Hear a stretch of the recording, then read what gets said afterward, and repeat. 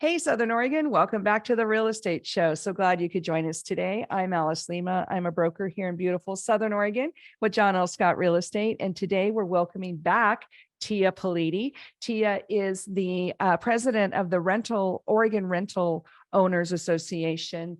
She's also managing 5 landlord helplines. She has a column called Mind Your Business. She's helping with the forms in the state of Oregon when they make changes to landlord-tenant law. She's our walking, talking encyclopedia, and she's delightful. We're so happy to have her back on today. She's been tracking what's been going on in the state of Oregon with the landlord-tenant laws. And whether you are a landlord, a tenant, or neither, you want to listen to Tia Politi because we all know landlords and tenants, and we're going to see them this year, this summer. We're going to have barbecues, and you want to help them have accurate information. So please stay tuned for Tia Politi. She'll be on in a quick second.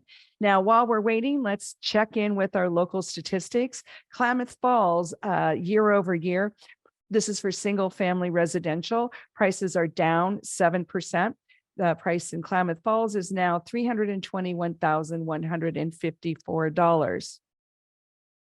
The number of solds in Klamath Falls are down year over year, 43%. The number of listings are down 4%. We don't have any foreclosures that close this week. We don't have any short sales that close this week in Klamath Falls. And we don't have any $1 million sales that closed in Klamath Falls this week. Josephine County year over year prices are down 12% to $425,883. The number of single family homes sold in Josephine County year over year are down a whopping 57%. The number of listings in Josephine County are down 20% year over year. This week, we don't have any foreclosures sold. We don't have any short sales that closed, and we don't have any $1 million properties that closed this week in Josephine County. Jackson County prices year over year are down 8%. Again, single family residential to $488,167. The number of sold year over year in Jackson County are down a whopping 44%. The number of listings in Jackson County are down 8%. We have 0 foreclosures that closed this week in Jackson County, 0 short sales that closed this week, $1 million property that's sold on Scenic in Central Point for $1,051,000. Now, folks, I feel like we're bottoming here in Southern Oregon. We still have way more buyers than sellers. We're looking for possibly another seller market this summer. So stay tuned. That's why we track it every week. We'll be right back. Association. She's also the president of the Rental Owners Association in Lane County. She has a column called Mind Your Business. She's an eviction specialist. She's what I call the walking, talking encyclopedia of all things landlord tenant. Tia, thank you for coming back. Thank you so much for having me, Alice. I always enjoy being on your program. Normally, I am just terrified to speak and do things like this, but for some reason with you, I always just feel super comfortable and Well, at home. we So just thank you. love your information and your energy, and I'm glad that you like talking to us. Yes. Our listeners really need this help because even if you're not a landlord or a tenant, you know landlords, you know tenants. And I understand that the state of Oregon legislator was meeting this year, and we might have some Yes. changes. It was our long legislative session. Well, we're still in the midst of it. I believe it ends June 27th. We've already had one significant piece of legislation passed. That was House Bill 2001. It was one of the governor's top priority in her homelessness package. And what it did for landlords or for renters, not landlords, but in it designed to help tenants, is they established a permanent rent assistance fund. So that's one of the good things that's come out of COVID.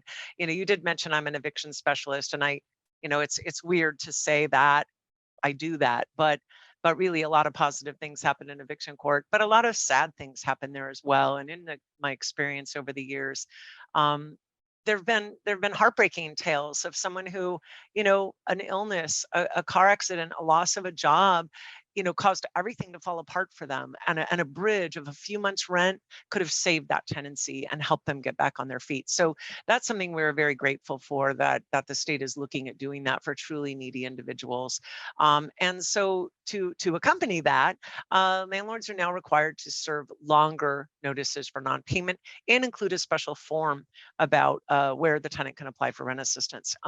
So now, instead of being able to serve a 144-hour notice on the 5th day after rent is due, we have to serve a 13-day notice. And instead, if you serve a non-payment of rent notice on the 8th of the month, it used to be a 72-hour notice. The tenant had to tender rent or move or go to court. Now we have a 10-day notice. The laws also changed in regards to when a tenant can cure that non-payment of rent notice. So they can cure the notice up to and including trial. The statute also extends the time frame for the first appearance for a non-payment case from the typical 7 to 8 days now to a minimum of 15 days and up to 30 days. And then if the tenant requests a trial, that trial will be scheduled between 15 and 30 days out. So the entire process at its extreme could take up to 2 months to accomplish. The purpose behind that, of course, is designed to give the tenants rent assistance application time to work through the system. We're hoping they'll be a little more efficient than they were during COVID. I have my doubts, and I have some trepidation about that, because I remember back in the day, we were promised 60 days, and we'll have your rent assistance to you. And in my case, my renter applied at the end of January, and we didn't get funded until nearly October. So, Wow. and I'm still hearing those stories from around the state about rent assistance is taking a long time. Part of the issue with the state agencies and these community action agencies is the same that all businesses throughout the state and throughout the nation are having, which is a shortage of employees and high employee turnover. So all of those things are impacting their ability to get that rent assistance out, which is going to continue to be a problem. And I really hope that they can figure out a way to resolve that, because time is of the essence. The tenant only has up to the day of trial to pay that and make that eviction go away, in a sense. Now, the tenant is still responsible for the costs that caused the eviction to be brought, which is another thing they're going to have to pay for, if not right away, then eventually. And yet we're seeing when rent assistance does come in, it is covering not only the back rent, but some amount of future rent and late fees, actual damages, and court costs. So in the end, if the owner can be made whole, that's fantastic.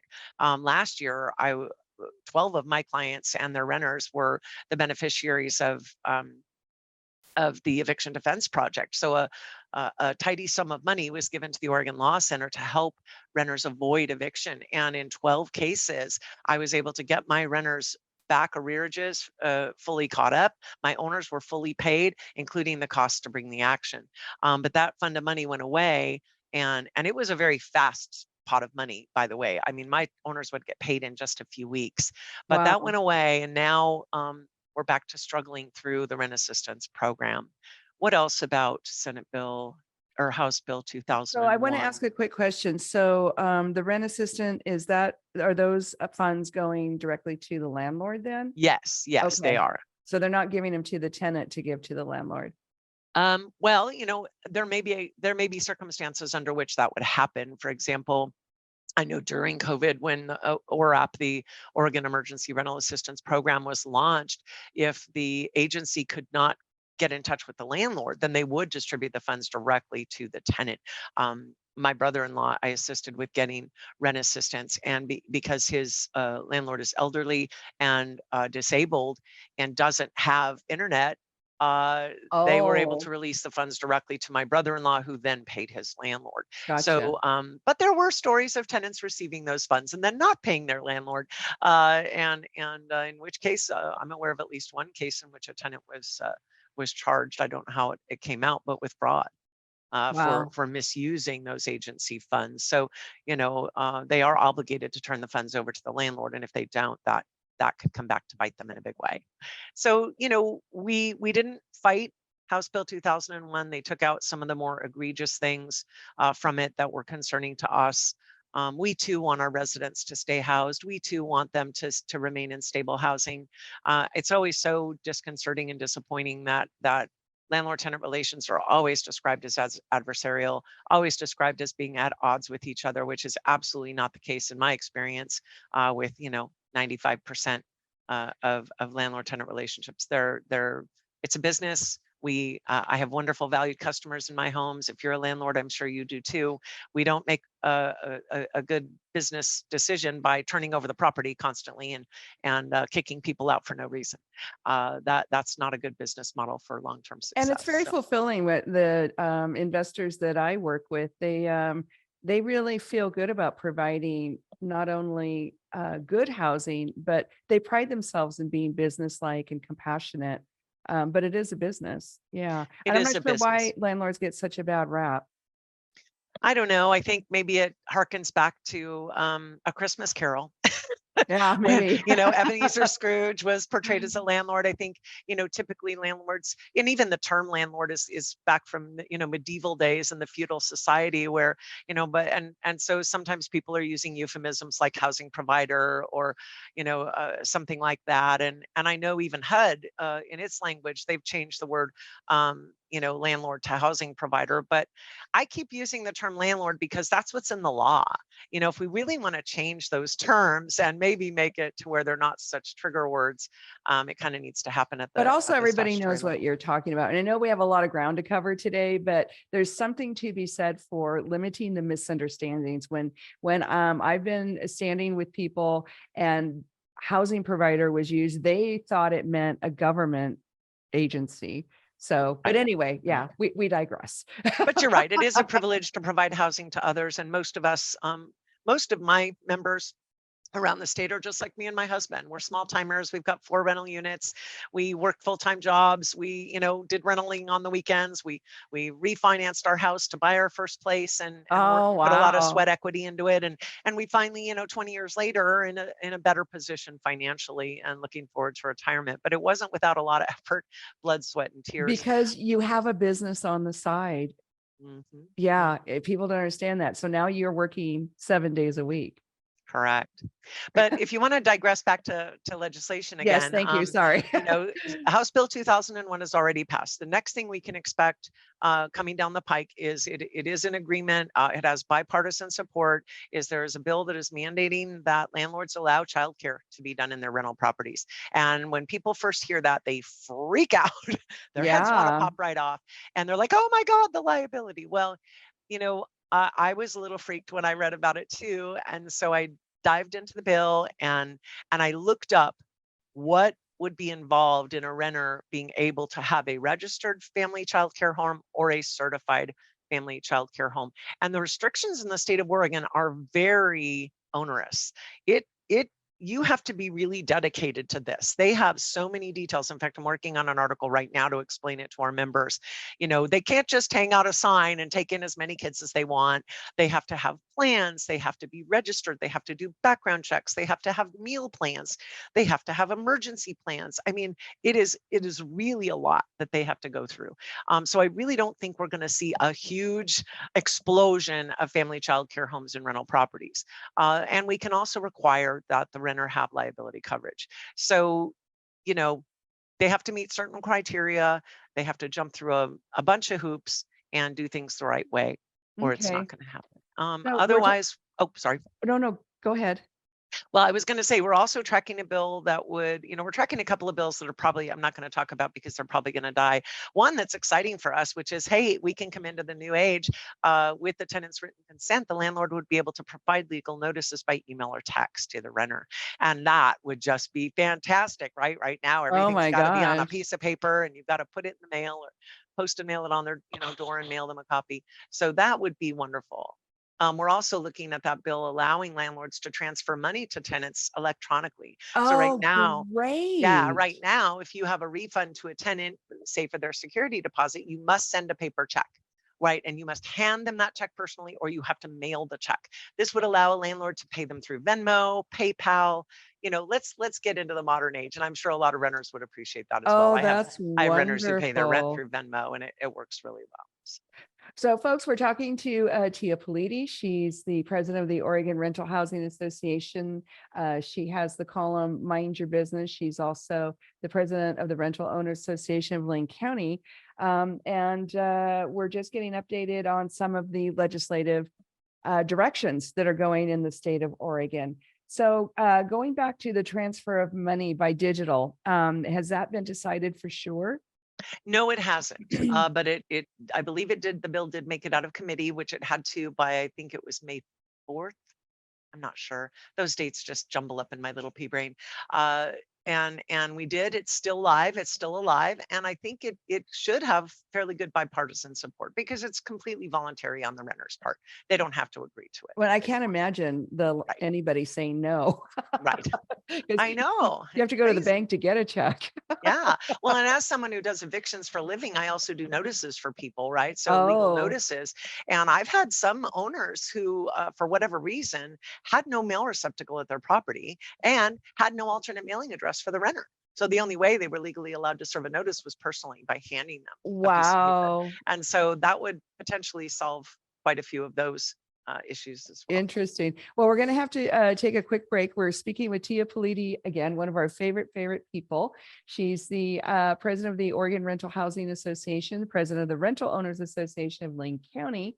She's also the secretary of ORHA Education, columnist Mind Your Business, and on and on. Tia, we'll be right back. Welcome back to the Real Estate Show, folks. I'm Alice Lema. I'm a broker here in beautiful Southern Oregon with L.Scott Real Estate. And today we're talking to Tia Politi, what I lovingly call the walking, talking encyclopedia of all things landlord-tenant. And Tia's been updating us what's going on in the state of Oregon legislature. So right before the break, Tia, we were talking about the mandatory child care home bill. And that Correct. does make people nervous, You bet. parents as well as homeowners.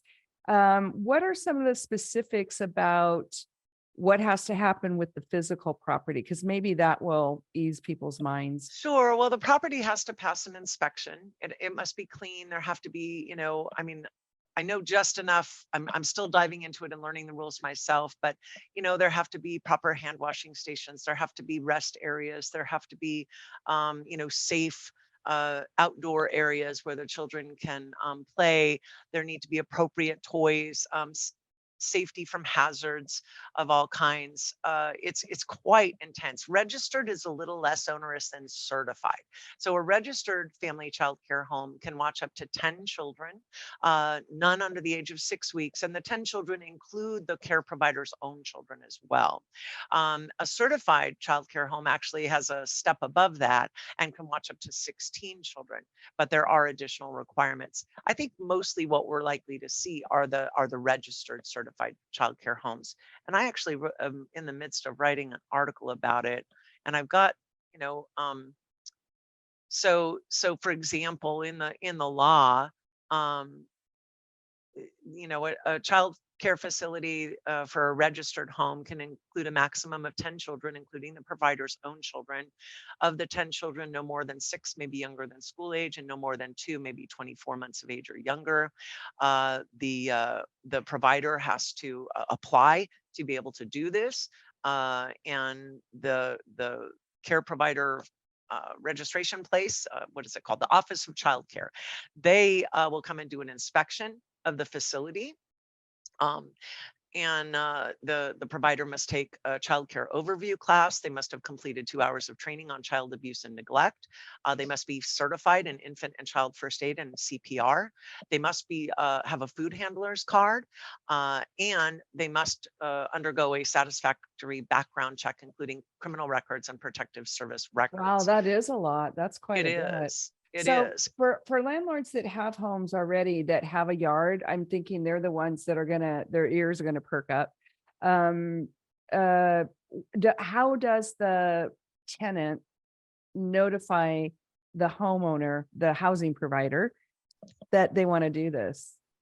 Like, Well, what are the steps, or have they decided in the state of Oregon we're yet? still looking at what the rules are going to be, but they would have to notify the landlord and one of our attorney helpers. We have 3 attorney helpers in the state that assist the Oregon Rental Housing Association with writing up things. And I'm the forms chair for the Oregon Rental Housing Association as well. And I told the board, I said, I do not feel qualified to develop a form for this. So we are actually paying one of our attorney helpers to come up Okay. with a child care agreement form.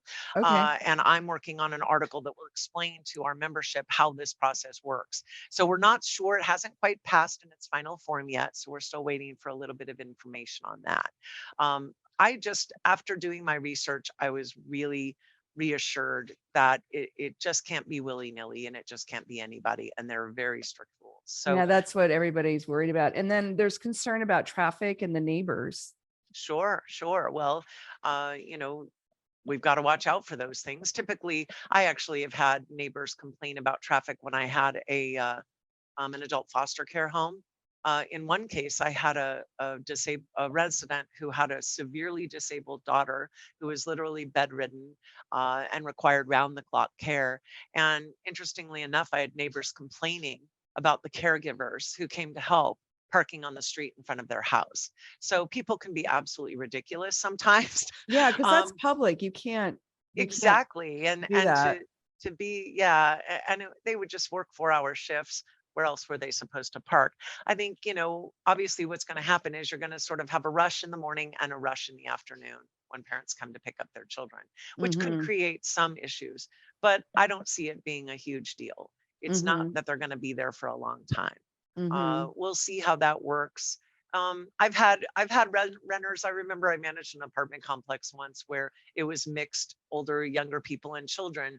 And one of my older residents whose unit was right next to the playground would complain that the children were loud. Oh, It's all like that laughing. they're playing, they're screeching in delight. It's not, yeah. And it was kind of like, a certain amount of that's to be expected. What's unreasonable, that's in the eye of the beholder. So they have to use they're still obligated to obey all of the typical rules of tenancy and all of the rules of my favorite section of law, which is the tenant duties section. And it says the tenant shall use the parts of the premises, including the living room, kitchen, bedroom, bathroom, and dining room, in a reasonable manner, considering the purposes for which they were designed and intended. Keep all areas of the premises under control of the tenant, and every part is clean, sanitary, and free from all accumulations of debris, filth, rubbish, garbage, rodents, and vermin as the condition of the premises permits, and to the extent that the tenant is responsible for causing the problem. They have to dispose of their trash properly. They can, any alterations they want to do to the premises, they must get approval of the landlord first, or they can't do that. And they cannot, they or their guests cannot disturb the quiet enjoyment of the neighbors. And so, all of those rules are still in effect. All of the rules of the rental agreement are still in effect. Any damage they cause, they have to pay for. And the best thing that we have in this bill is the landlord's opportunity to, either, I guess there's 3 options. One is to have each parent sign a waiver that they would not sue the landlord if something were to happen. The other option is for the tenant to get a bond. And the third option is for liability insurance. And it's the landlord's choice. So Oh, that's interesting. we're asking our attorney to kind of give us a recommendation. At this point, my personal belief is the insurance would be the best way to go. So they're going to have to pay for that. And it's not going to be Hmm. cheap. And Yeah. and so, there's a lot of just regular limits, life limits that are going to happen. But the reality is, COVID really blew up our childcare system, and we need more childcare in all of our communities. And that's why this bill has bipartisan support. We've often been able to say no to businesses in our rental properties. This is a time when we're going to not be able to do that as long as the renter is meeting all of those requirements. So it is what In- it is. Interesting. Well, we'll have to have you back later in the year to see how this all unfolds. We're talking to Tia Politi, folks, today. She's eviction specialist. She's the forms chair for OR HA. She's also the president of the Oregon Rental Housing Association. And we're just getting up to speed on what's happening in the state of Oregon legislature. You mentioned during the break something about House Bill 611. What's Actually, it's Senate Bill Oh, I'm 611, and that's sorry. I That's wrote, one that is, it is that's Senate okay. bill, sorry. It's one that is likely to pass. It's further restricting our right to increase rent. So thanks for bringing Oh, that up. At this point, the latest iteration of the bill I've seen is that it would limit rent increases to one increase annually, and it would limit it to 7% plus the West Coast CPI or 10%, whichever is less. So a maximum, you'd be able to raise your rents a maximum of 10% each year.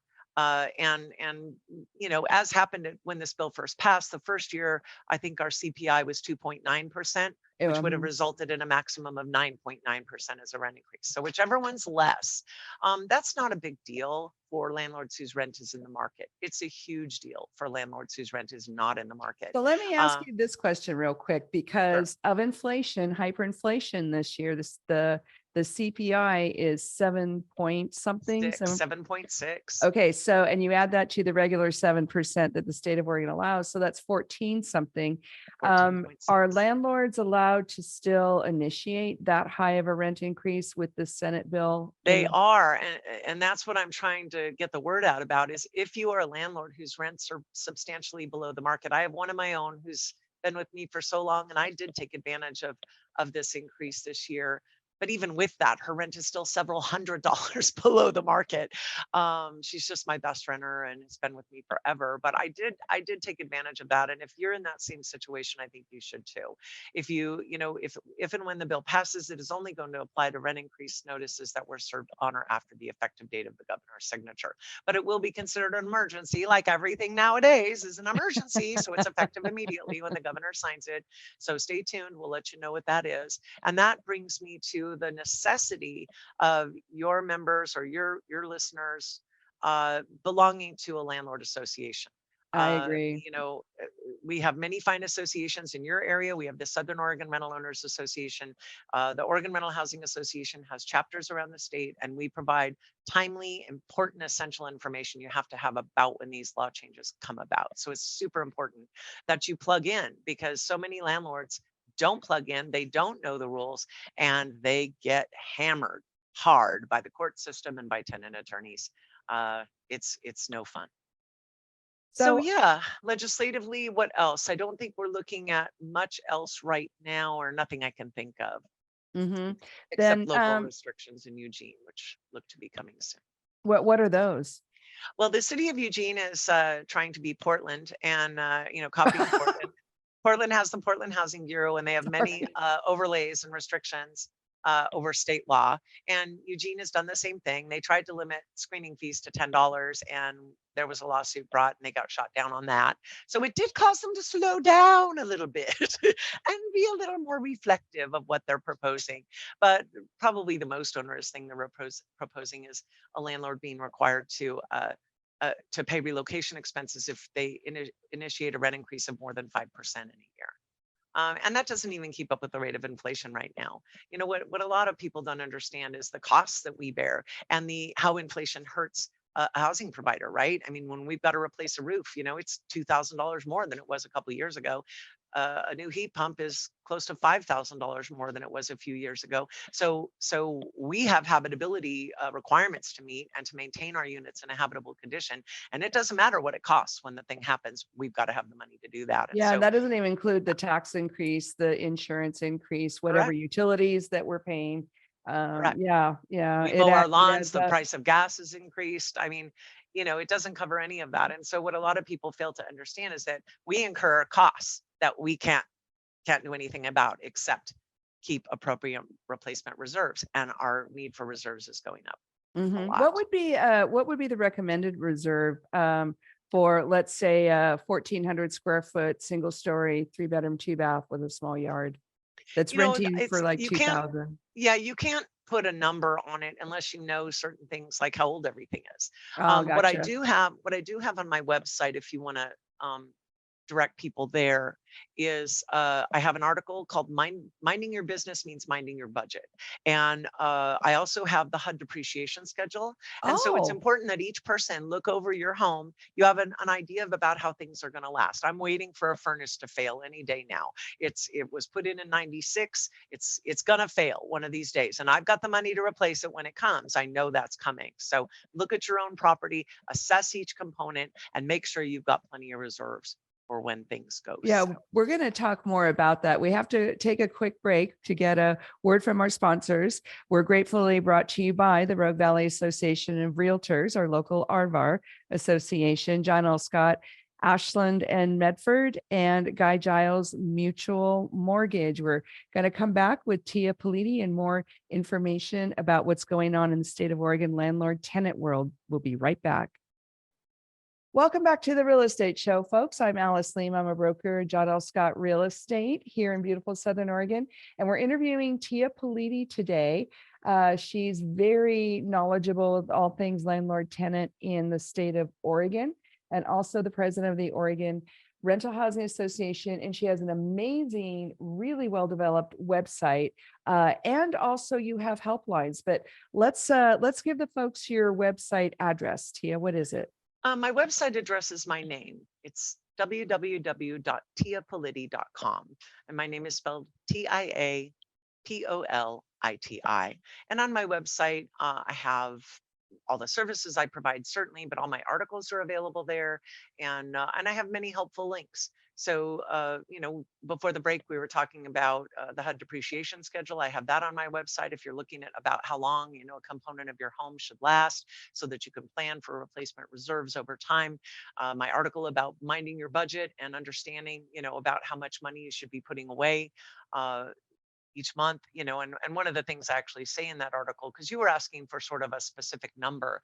Well, when you go to purchase a rental property and you report to the mortgage company how much rent is being collected each month, they take 35% of that and put it aside for replacement reserves. That's the amount they assume Oh, you're going to have to spend over time. So I don't know if that's as accurate as it should be. It depends that on sounds how like a new or lot, old. but It yeah. does, but it depends on how new or old your home Hmm. is and how high rents are. So Hmm. yeah, check that out. I want, we have to be ready and prepared to fork over potentially thousands and thousands of dollars at a moment's notice. Years ago when I was a private property manager, I had an owner's main line fail. It just collapsed. And Oh, I called them up to tell them I can't remember what it was going to be, several $1,000s to replace it. And they were like, well, we don't have the money. I said, well, then you shouldn't be a landlord. No, we ended up finding well, really, I mean, you've got no, to I do this stuff. There agree. is no, I can't afford it. You must do it or you're in violation of habitability standards. So we did find a plumbing company that would let them slap it on a credit card, but that's not a way to have long-term success as a landlord. You Well, and do it just need. creates a lot of drama for everybody. So one of the things I wanted to ask you about practice, about landlord practices, in addition to having a budget for repairs and maintenance, also, what about having a budget for vacancy rate? We don't have a high vacancy rate, but what are your thoughts on having that budget anyway? Well, right. If you've got a mortgage on your rental properties, that mortgage still needs to be paid, whether money's coming in or not. And Hmm. and I see, a lot of people not being prepared to handle that. And so rental properties are awesome. I mean, despite all these restrictions and all these things I say to scare people, every time I teach a class, I scare people to death. And I don't mean to do that. But there's a lot to know about any business if you're going to be a business person, and landlording is no exception. But it's still, if you have a good property and good renters, as I do, it's a dream job, and it's the best way to build generational wealth and financial stability over time. And so it's still a wonderful thing to do. I don't like to drive people away from it. I just want people to be smart about it and go into Hmm. it eyes wide open, knowing what they should do. And I am so proud when I see someone who isn't even a landlord yet coming to our classes, coming and joining the Oh, ROA to that's learn. awesome. I know I wish I had been that smart back in the day because I got ripped off and didn't know anything about it. I thought, oh, how hard can it possibly be, right? You give them a house, they pay their rent, it's all wonderful.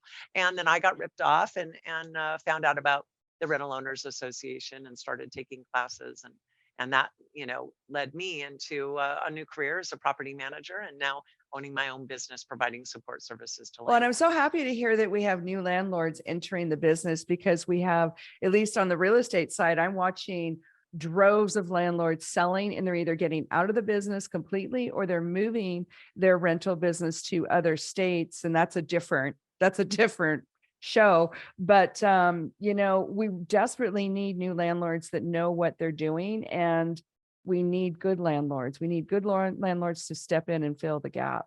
And they are, we are seeing younger people get in the game, and that's what we're here to do for with the Oregon Rental Housing Association and all of our county chapters. We're designed to provide you with top-notch legal forms, education, landlord helplines, right? I staff 5 landlord helplines in the state, including Coos Bay, Lane County, Lynn Benton, Portland, and Treasure Valley out way eastern Oregon. And I also consult with people privately if they want. It really is important that you belong to a landlord association, that you use proper legal forms. I just did a new article and it was entitled "Free is Dumb. Don't step over $1 to pick up a nickel." And what I'm talking to people about is, don't get some free thing off the internet. Don't go buy something at an office supply store. And for God's sake, do not use Zillow's rental agreement, apartments.com's rental agreement, Or write your Furnished own. Finders, or write your own. Don't write your own. You will rue the day. Don't let them screen for you either. So, I have all of my articles are on my website. A lot of education can be had there. But what I'm super excited to talk about today too is to let y'all know that we are having the 2023 Umpqua Valley Property Management Seminar coming up on Friday, May 19th. That's going to be at the Holiday Inn in Roseburg. And while you may not have thought of Roseburg as a travel destination, let me assure you there are a lot of great things to do there. I love Roseburg. Good for you. Yeah. And the Holiday Inn, oh my goodness, every room has a balcony overlooking the river. They have an indoor pool that's huge and this beautiful hot tub Oh, overlooking. wow. Oh, baby, we're going to be in that hot tub. And so, remember that traveling for education is a tax deductible business expense. And even if you just come up for the day, we'll be teaching classes all day. You're a realtor. I want all the realtors to know one of the classes we're teaching, and it's the first one of the day I'm teaching, which is overcoming barriers to selling a tenant occupied property. Love so it. many of the properties that are being sold as rentals will be sold to first time home buyers. And I tell you what, realtors, you may think you know landlord tenant law, and maybe you do, but mostly you don't. Yeah, it's a tricky thing. And I see realtors giving legal advice and they never should. I have a horror Accidentally. story. Yeah. that Well, does I have a horror happen. story from 2020 where I got a call from a young woman who called me for a consultation when she was driving away from the sheriff's office after having filed an eviction. Oh, The story goes, she had her tenants in a fixed term lease through the end of November, but had an illegal provision in her rental agreement that said if the property sold, she could give a 60-day no cause notice and they would have to move out, which is completely yeah, you illegal. can't do that. I told her to cancel everything and go tell the tenants that the notice was withdrawn. By the time she did that, they had lawyered up and were demanding $20,000 to dismiss the case. And who Oh, told her all of this was fine? Her realtor. oh God, Her I'm realtor said, "Oh, sorry. sure, look, it says so right there in your rental agreement, so Oh, you can do that." Well, no, you can't.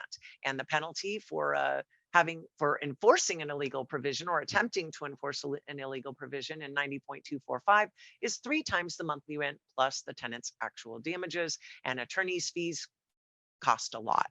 they So this do. poor woman was in a world of hurt and she was going to have to pay. So Wow. realtors, come learn how to do it. Join a landlord association. We're seeing a huge uptick in realtors joining the Lane County Association because Oh, good. that's a lot of what you guys are doing now. As you said earlier, landlords are selling, they're freaking out, the long timers. And so a lot of you out there are marketing these properties. So be careful everybody. and come to our management seminar. So May 19th, Umpqua property management class at the Holiday Inn in Roseburg. Correct. It's on your learn about website. it on not my website, the Oregon Rental Housing The Association. Oregon Rental Housing Association website. Well, Tia Love to see Politi, you there. thank you so much. Come back again soon and let us know what finally happened at the end of the legislative session. Will do, Alice. Thanks so much. All right, folks, that's all for today. Have a beautiful Southern Oregon weekend. The program will repeat tomorrow at 6 p.m. Hug those you love. Bye now.